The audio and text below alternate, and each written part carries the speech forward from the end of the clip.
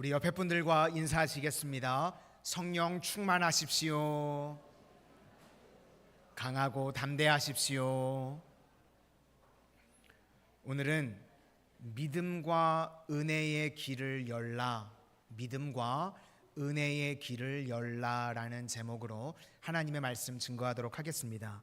오늘 본문은 두 가지 내용입니다. 먼저는 중풍병자를 고치시는 사건이 나오고, 뒷부분에는 레위, 마태복음에 보시면 마태입니다. 마태를 제자로 부르시는 사건이 나옵니다. 앞에 이야기에서는 믿음의 길을 열라라는 것이고, 두 번째는 은혜의 길을 열라, 은혜의 길을 붙들라, 그런 이야기입니다. 먼저 중풍병자를 고치시는 사건이 17절부터 26절까지 내용인데, 믿음으로 길을 열라라는 것입니다. 한 번은 우리나라에 유대인 랍비가 왔었던 적이 있습니다. 랍비가 와서 강연을 다 하고 난 다음에 이제 한국 사람들에게 질문을 받는데, 특별히 우리나라 사람들 아이들 교육에 관심이 되게 많이 있습니다. 그래서 유대인들이 노벨상도 많이 받고 아이들을 똑똑하게 키운다고 그러는데, 유대인들 가정 교육의 핵심이 무엇입니까? 이렇게 한 사람이 질문을 했습니다. 그렇게 물었더니 랍비가 대답을 하는데요, 간단하게 이야기를 하더랍니다. 복잡하지 않습니다. 아이들에게 거짓말하지 마십시오. 이게 답이더라는 것입니다. 아이들에게 중요한 것이 무엇인가 하면 진실을 가르치는 것. 어려서부터요, 진실을 배우는 것이 모든 교육의 출발이라는 것입니다. 진실을 배우면요, 무슨 말이 진실하다, 무슨 말이 신뢰할 만하다, 그러면요 일단 쭉쭉 받아들이게 되는 것입니다. 그런데 교육이 안 되는 이유가 무엇인가 하면 어려서부터요, 저게 맞는 말인지 틀린 말인지 헷갈립니다. 이런 이야기 들어보셨죠? 한 아버지가 어린 아들을 데리고 목욕탕에 갔습니다. 근데 아버지가 뜨거운 물에 들어가면서 시원하다, 아들이 따라 들어갔더니 그러는 거 아닙니까? 세상에 믿을 놈 하나도 없구나. 그렇죠? 말하고 행동하는 것이 맞지 않으니까요, 아이들이 어려서부터 불신을 하는 겁니다. 그래서요, 엄마 정말이야? 아빠 정말이야? 이렇게 물을 때부터요, 교육이 안 된다는 것입니다. 그래서 유태인 교육의 핵심이 무엇인가 하면 어려서부터 거짓말하지 않는 것. 부모가요, 거짓말하지 않는 진실됨을 보여주면 교육이 다 끝난다는 것입니다. 그 이야기를 듣는데 저는 맞다는 생각이 들었습니다. 그러니까 얼마나 믿는 사람으로 키우느냐, 이것이 교육입니다. 우리가요, 믿은 만큼 누릴 수 있기 때문에 그렇습니다. 믿음의 스위치라고 그랬습니다. 모든 풍성함이 하나님께 있고 모든 은혜가 하나님께 있습니다. 그래서 우리가요, 어려서부터 믿는 교육을 받는 겁니다. 그러니까 그런 믿음이 없으니까요, 하나님을 믿는 것도 너무 힘든 겁니다. 맨날 의심하고 방황하게 되고. 그런데 신뢰를 가르치면요, 믿음을 가르치는 것이 모든 것의 출발이 될 수 있다는 것입니다. 오늘 예수님께서 환자를 고치시는데 믿음을 보시고 고치셨다는 이야기가 나옵니다. 믿음대로 된다, 그러는 것입니다. 예수님이 항상 보시면요, 다른 것을 보시는 것이 아니라 믿음이 크다, 믿음이 적다, 이런 말씀들을 하십니다. 왜 의심하였느냐? 믿음이 적은 자요. 그러니까 예수님이 항상 보시는 것은 믿음을 보신다는 것입니다. 오늘 20절에도 보니까 예수께서 그들의 믿음을 보시고, 그러니까 믿음으로요, 우리의 길을 여는 것입니다. 믿음을 보시고 치유해 주시고, 믿음을 보시고 기적의 역사가 나타나게 된다는 것입니다. 그러므로 우리가 믿음으로 길을 뚫어야 됩니다. 그러면 이제 믿음으로 길을 뚫기 위해서 필요한 것이 무엇인가 하면 여기 집단 믿음이라는 것이 나옵니다. 이 첫 번째로 믿음의 친구. 그래서요, 우리 성도님들, 우리가 교제권이 중요합니다. 혹시 우리 성도님들 친구들이 믿음의 동지들이십니까? 믿음에 영향을 주는 사람들이십니까? 그렇다 그러면 그건 재산입니다. 그래서 교회의 믿음도 내 재산이고요, 친구의 믿음도 내 재산입니다. 그런데 교회에서는 대충 교제 나누고 교회 밖에 나가서 믿음 없는 사람들과 깊은 교제를 나누고 있다고 그러면 그런 사람들은요, 진짜 가난한 사람들입니다. 왜 그런가 하면 믿음의 공급을 받지 못하기 때문에 그렇다는 것입니다. 여기 4명의 친구들이요, 병상체로 그 친구를 끌고 왔다고 그럽니다. 그러니까 집단 믿음이고 공동체의 믿음입니다. 이게 너무너무 중요하다는 것입니다. 그러므로 우리도 주님 앞에 나아가기 위해서 필요한 것이 무엇인가 하면 친구들이라고 하는 믿음의 길을 열어야 됩니다. 내 주변에 있는 모든 사람들을요, 믿음의 사람들로 포진을 시켜야 된다는 겁니다. 그래서 교제권이 중요하다는 것입니다. 친구를 사귈 때도요, 이 사람이 문제를 어떻게 푸는지를 보면 그 사람의 믿음을 알 수 있습니다. 문제 생기면 전화부터 거는 사람들이 있죠. 그런 사람들 믿음 없는 사람입니다. 근데 문제가 딱 생기면 믿음의 기도로 문제를 푸는 사람들이 있습니다. 그 사람이 진짜입니다. 그런 사람이 내 주변의 재산이라는 것입니다. 그래서 우리 성도님들 뭐부터 해야 되는가? 바둑으로 치면요, 포석을 해야 되는데요, 믿음의 사람으로 내 주변을 포석하라는 것입니다. 말씀을 듣고 내 주변을 그렇게 디자인하실 수 있기를 소망합니다. 믿음의 사람들로 내 주변을 포석하는 겁니다. 그리고 두 번째는요, 가까이 가는 것이 믿음입니다. 오늘 본문에 보니까요, 예수님 보겠다고 사람들이 많이 모여들었습니다. 그래도 예수님께 가까이 나아가려고 그랬다는 것입니다. 길이 막히니까요, 가까이 가려고 하는 그 열정이 길을 뚫어버렸습니다. 도저히 사람들이 많아서 못 가겠는 겁니다. 그랬더니 지붕을 뚫어서 예수님께 달아내립니다. 뭐 생각해 보면요, 먼지도 날릴 거고요, 여러 가지 문제들이 많았을 겁니다. 그런데 예수님께서요, 그런 것들에 대해서 핀잔을 주시는 내용이 없습니다. 오히려 예수님께서 그 모습을 보시고 믿음으로 여기셨다는 것입니다. 우리 본문 18절과 19절을 다 같이 한번 보시도록 하겠습니다. 시작. 한 중풍병자를 사람들이 침상에 메고 와서 예수 앞에 들여놓고자 하였으나 무리 때문에 메고 들어갈 길을 얻지 못한지라 지붕에 올라가 기와를 벗기고 병자를 침상째 무리 가운데로 예수 앞에 달아내리니 그때 그것을 예수님께서 믿음으로 여기시고 고쳐주셨다는 것입니다. 그러니까요, 가까이 나아가는 것이 믿음이라는 것입니다. 전도서 5장 1절 말씀을 보니까 가까이하여 말씀을 듣는 것이 우매한 자들이 제물을 드리는 것보다 나으니, 이런 말씀이 나옵니다. 가까이하여 말씀을 듣는 것, 이것이 믿음입니다. 그러니까요, 주님 앞에 가까이 나아가기 위해서 애를 쓰라는 것입니다. 지금도 보면요, 주님께 가까이 오기 위해서 뭐 교회 근처로 가까이 오려고 그러는 분들도 계시고요, 뭐 하나님이 일하시는 곳이다 그러면 가까이 그곳에 가려고 하는 사람들이 있습니다. 그게 믿음이라는 것입니다. 그런데 지금도 보면요, 이 예배당이 그렇게 크지도 않은데 자꾸 뒤에 가서 앉으시는 분들 계시죠.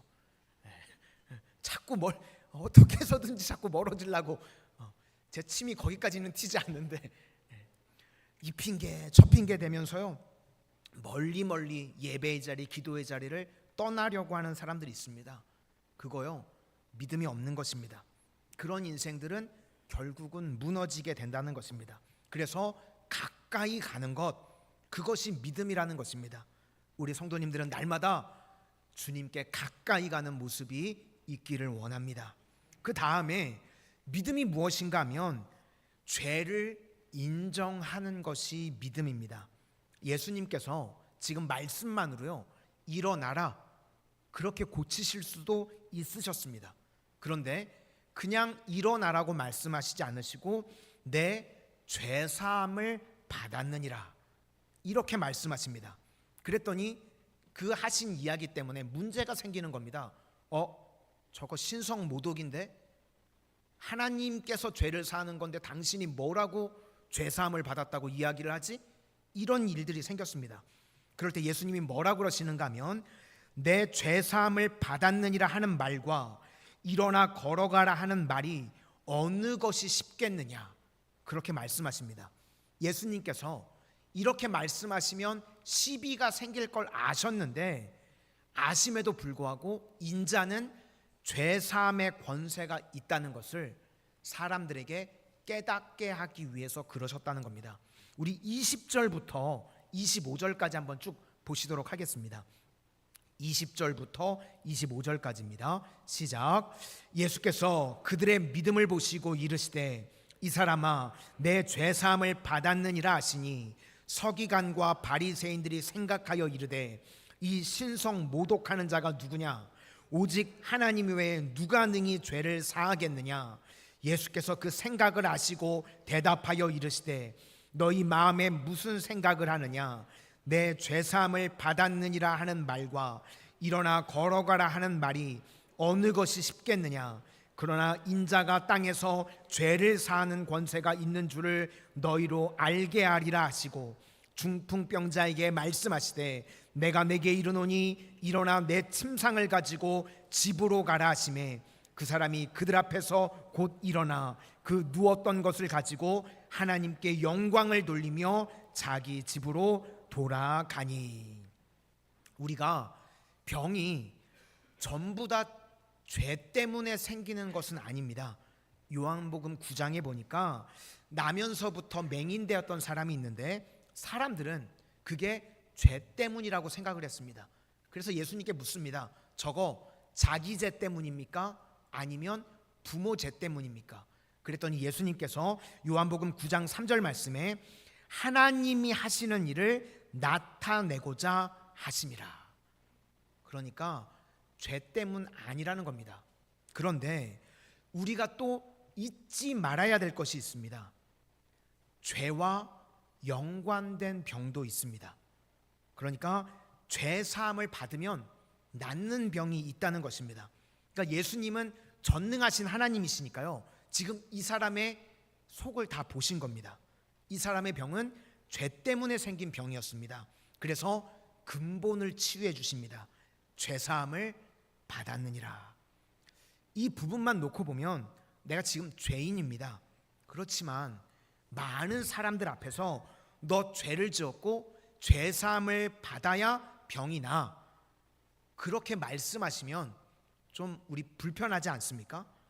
예수님, 조용히 1대1로 있을 때 말씀하시지 뭘 사람도 많은데 그렇게 말씀하세요. 이렇게 좀 불편하게 다가오지 않으십니까?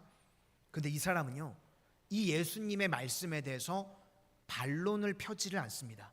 그냥 조용히 받아들입니다. 침묵하면서 회개하는 모습입니다. 오늘 우리도 마찬가지입니다. 우리가 죄 사함을 받으면 병도 낫고, 죄 사함을 받으면 시험에서 벗어나고, 죄 사함을 받으면 길이 열려지게 됩니다 라고 말씀을 할 때 벌떡 일어나실 필요 없습니다. 제가 죄인입니다.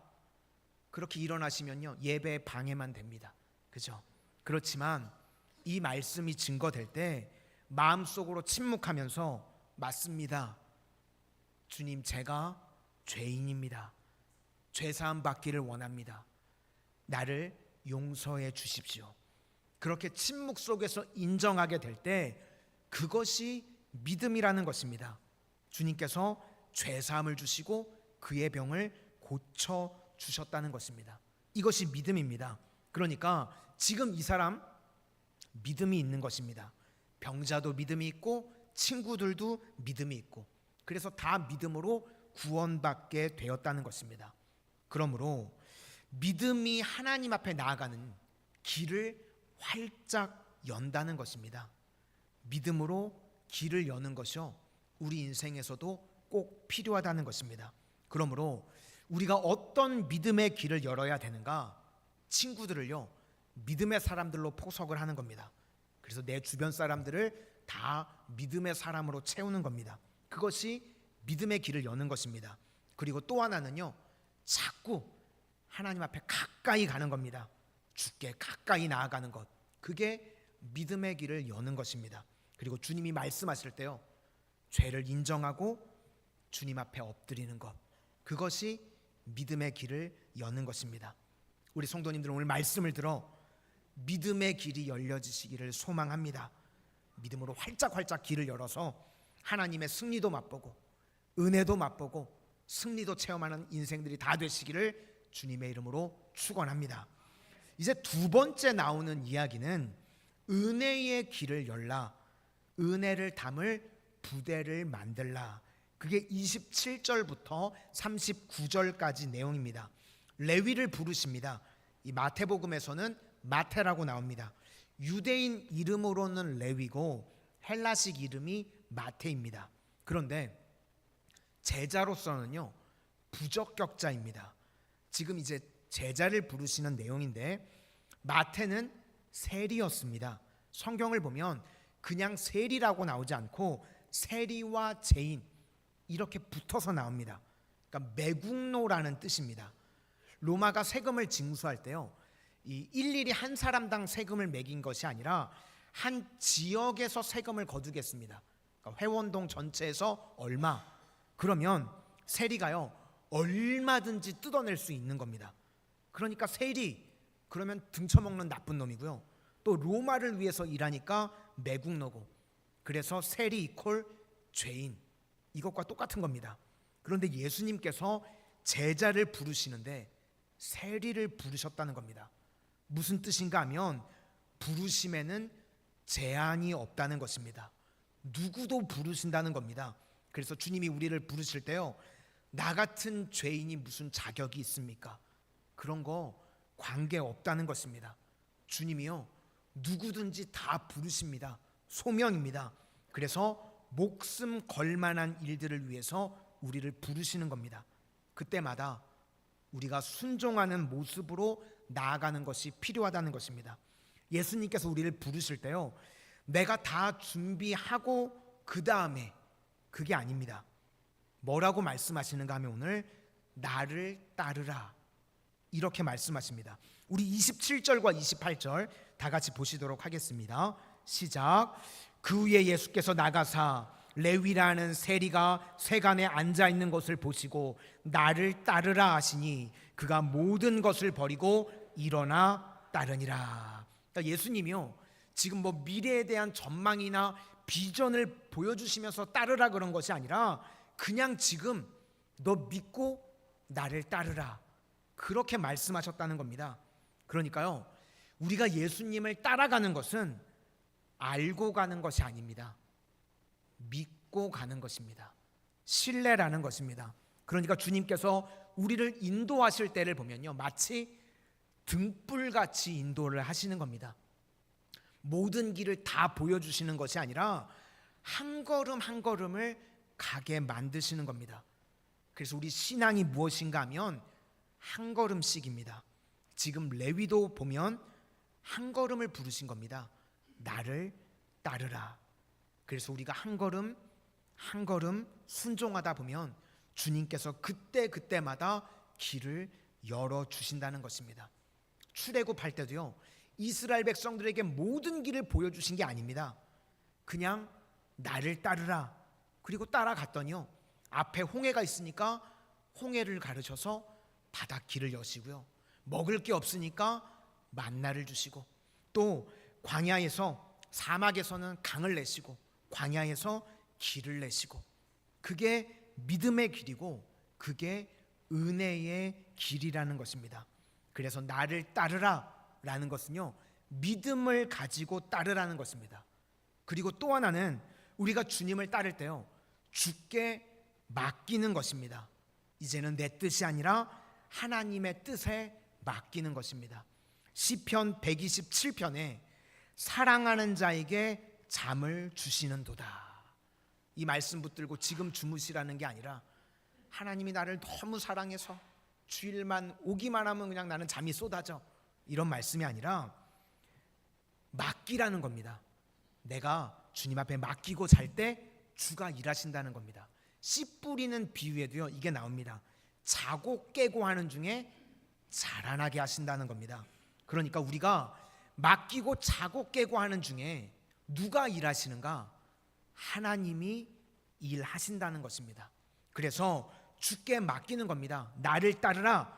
이것은 이제 주님을 신뢰하면서 다 맡기면서 따라가는 것입니다. 레위가 예수님의 12 제자가 이제 되는 것인데, 그런데 리더를 부르시는 거요. 예수님을 따라가는 사람이 리더라는 겁니다. 그래서 혹시라도 우리 성도님들 교회에서요, 뭐 카리스마 있는 지도자 이거 너무 좋아하지 마시기를 바랍니다. 할렐루야 뭐 이런 거. 교회에 누가 지도자냐? 엎드리는 사람이 지도자입니다. 모세도 보시면요, 모세가 무슨 카리스마가 있습니까? 그런데 문제 생기면 엎드립니다. 그러니까 엎드릴 때 하나님이 길을 인도해 주십니다.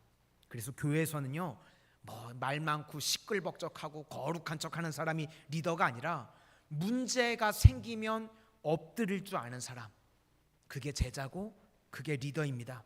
예수님이 나를 따르라 말씀하십니다. 주님을 따르는 게 리더지 다른 게 리더가 아니라는 것입니다. 그리고 다 버리고 주님을 따랐다는 겁니다. 어떤 자리를 버렸는가? 세리의 자리를 버렸습니다. 당시 세리의 자리, 그러면 돈이 엄청나게 많이 생기는 자리입니다. 우리 성도님들도 내가 있어야 될 자리를 잘 알아두시기를 바랍니다. 우리가 예수 믿고 난 다음에요, 떠나야 될 자리가 있습니다. 더 머물면 안 되는 자리가 있다는 것입니다. 그게 세리의 자리고요, 죄의 자리입니다. 시편 1편을 보시면 복 있는 사람은 자리를 조심하라는 겁니다. 악인의 꾀를 따르지 않고 죄인의 길에 서지 않고 오만한 자리에 앉지 않는다. 이런 자리에 앉아 있으면 안 된다는 겁니다. 오직 여호와의 율법을 즐거워하고 묵상하는 것입니다. 말씀을 즐거워하고 묵상하는 것, 그게 복 있는 사람이라는 것입니다. 우리 성도님들, 말씀을 들을 때 말씀이 즐거우십니까? 바라긴 말씀이 즐거우실 수 있기를 바랍니다. 그리고 그 말씀을 내 삶에서 묵상하십니까? 묵상하실 수 있기를 소망합니다. 그러면요, 복 있는 사람이라는 것입니다. 원래 자리를 떠나서 이제는 말씀 앞에 나오는 겁니다. 이게 마태였다는 것입니다. 그리고 이제 예수님 앞에서요, 잔치를 벌입니다. 29절부터 32절까지 다 같이 보시겠습니다. 시작. 레위가 예수를 위하여 자기 집에서 큰 잔치를 하니 세리와 다른 사람이 많이 함께 앉아 있는지라. 바리새인과 그들의 서기관들이 그 제자들을 비방하여 이르되 너희가 어찌하여 세리와 죄인과 함께 먹고 마시느냐. 예수께서 대답하여 이르시되 건강한 자에게는 의사가 쓸데없고 병든 자에게라야 쓸데있나니 내가 의인을 부르러 온 것이 아니요 죄인을 불러 회개시키러 왔노라. 그러니까 세리 마태는 잔치를 벌이는데 지금 바리새인하고 서기관들은 비방을 합니다. 그러면 왜 똑같은 일에 대해서 반응이 다른가 하면 관점 때문에 그렇습니다. 그러니까 바리새인들은요, 뭐가 거룩이라고 생각을 하는가 하면 격리의 관점으로 보는 겁니다. 더러운 것과 내가 격리가 되면 거룩하다. 실상 속은 다 썩었는데. 그래서 예수님이 회칠한 무덤이라고 그러십니다. 그런데 예수님의 관점은요, 구원의 관점입니다. 건강한 자에게는 의사가 쓸데없고 병든 자에게 필요하고 내가 의인을 부르러 온 것이 아니고 죄인을 부르러 왔다는 것입니다. 그러니까 병자로 죄인으로 선 사람에게 내가 필요한 것이다. 이게 구원의 관점입니다. 그러니까 우리도요, 이런 관점을 가지고 살아야 된다는 것입니다. 12의 혈루증병을 앓았던 여인도요, 예수님께 가까이 나와서 옷자락을 붙잡습니다. 예수님 앞에 나왔더니 치유가 됐습니다. 그러니까 우리도요, 누구든지 예수님 앞에 자꾸만 나와야 된다는 것입니다. 우리끼리만 모여 있으면 안 되고요, 안 믿는 사람들에게 가서요, 그 안 믿는 사람들에게 영향력을 끼치는 겁니다. 그래서 우리 성도님들 세상 속에 나가서요, 통장도 하시고 반장도 하시고 영향력을 끼치실 수 있기를 소망합니다. 그래서 우리 성도들을 통해서 세상을 변화시키는 겁니다. 그게 구원의 관점으로 보는 것입니다. 어떤 사람이 죄인입니다. 그러면 죄인이라고 비판하고 정죄하는 것이 아니라, 나도 죄인인데 구원받았던 것과 마찬가지로 저 사람도 구원받아야지. 그게 구원의 관점으로 여기는 것입니다. 바리새인들의 문제는요, 로마서 3장 10절 말씀처럼 의인은 없나니 하나도 없다고 그랬는데, 자기가 죄인인 줄 모르는 죄인입니다. 병든 줄 모르는 병든 사람이니까 치명적인 것입니다. 그래서 예수님께서 비유를 드시는데 옷 비유와 포도주 부대 비유를 드십니다. 우리가 하나님의 은혜로 구원을 받았습니다. 이제 은혜의 복음 안에 살아가야지 옛 율법주의로 돌아가는 것이 말이 되느냐, 그 이야기입니다. 그래서 헌천이 있는데 새 천을 가져다 놓으면 강도가 다르죠. 그래서 한쪽이 찢어지게 된다는 것이고, 낡은 가죽 부대가 있는데 새 포도주를 거기다 집어넣으면 이게 가스가 나오면서 발효가 되죠. 그러면 터져버리게 된다는 겁니다. 그래서 새 포도주는 새 부대에, 여기서 새 포도주는요, 은혜의 복음, 정죄하거나 격리를 통해서 거룩하다고 말하는 율법이 아니라 이제는 새로운 복음, 다 구원의 관점으로 보는 것입니다. 죄인을 위해서 오신 분, 병자를 위해서 오신 의사 되신 예수님, 이것은 새 부대에 넣어야 된다. 무슨 뜻인가 하면 은혜로 살아야 된다는 것입니다. 이제는 우리가 누구를 바라보든지 은혜로 바라볼 줄 알아야지, 저 벼락 맞은 놈, 그게 아니라 누구든지 구원의 관점으로, 구원 받아야 될 사람으로 봐야 된다는 것입니다. 나 주님의 기쁨 되기 원하네 라는 찬양이 있습니다. 그 가사를 보니까 내 마음을 새롭게 하소서, 새 부대가 되게 하여 주사. 여기 나오는 이 새 부대가요, 은혜로 살게 해주세요, 그것입니다. 새 부대는요, 은혜의 부대입니다. 내가 은혜의 복음으로 구원을 받았습니다. 그러니까 내가 이제는 은혜를 담을 수 있는 부대가 되어야 되는 것입니다. 은혜로 살아가는 부대. 그래서 은혜가 임하게 될 때 은혜의 부대가 무엇인가 하면 용서하는 마음이 나옵니다. 그게 은혜를 담는 것입니다. 겸손한 마음, 그게 은혜를 담는 것입니다. 축복하는 마음, 그게 은혜를 담는 것입니다. 그거 아니면 낡은 가죽 부대이기 때문에 다 찢어집니다. 지금도 예수 믿음에도 불구하고 용서도 안 하고 겸손도 없고 축복도 안 하고 맨날 남 비반하고 정죄하고, 그러니까 약 없이는 살 수 없는 그냥 초라한 인생이 되는 것입니다. 그래서 오늘 레위를 통해서 우리에게 주시고자 하시는 마음이 무엇인가? 은혜로 살아야 된다는 것입니다. 오늘 말씀을 통해서 우리 성도님들 믿음의 길을 활짝활짝 여실 수 있기를 바라고, 또 은혜의 부대, 은혜의 길을 여실 수 있는 축복의 통로가 되어지는 하나님의 신실한 종들 다 되시기를 주님의 이름으로 축원합니다.